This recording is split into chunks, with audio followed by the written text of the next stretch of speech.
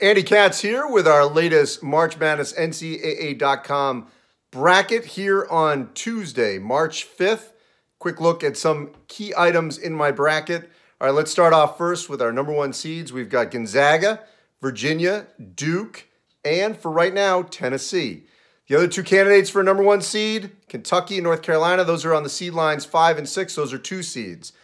Michigan, Michigan State, Purdue, those are the next schools in order, and you can see that probably jostling and changing hands over the final week of the regular season and into the Big Ten tournament. Then you've got LSU, Kansas, and Texas Tech. That's probably a safe bet to be the top 10 seeds when the selection committee hands out its selections on Selection Sunday on March 17th. Houston's a 4 right now after losing to UCF. I don't see them climbing up from that. Nevada a 5 now after losing at Utah State. I don't see the Wolfpack moving higher now. Marquette, the best team, you would argue, maybe in the Big East, although Villanova still may have something to say about that. They are now a 4. I don't see a Big East school going higher than that. Now that Utah State has knocked off Nevada, I have Utah State in the field, by the way. My last 4 in, and this is going to change, Arizona State, Florida, NC State, and Seton Hall. I got those 4 meeting in Dayton. The next 4, in other words, the first 4 out, Georgetown, yes, I know they beat Seton Hall, but it's those Seton Hall wins over Kentucky and Maryland that helped them at this juncture. Now, Georgetown has a great chance this week because they're playing Marquette. They could potentially, obviously, move into the field with a win there. Indiana, they got to beat Illinois and Rutgers if they're going to get in the field. They're in that next group. Creighton with that win over Marquette. Clemson missed a golden opportunity to beat North Carolina. So that's your first 4 out.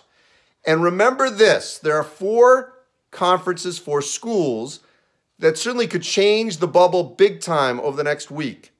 Gonzaga, a 1 seed out of the WCC. They win the WCC tournament, it's 1 bid. VCU out of the Atlantic 10, a 9 seed. They win the A10, 1 bid. Buffalo, I've got them as a 6 seed out of the MAC. They win the MAC, 1 bid.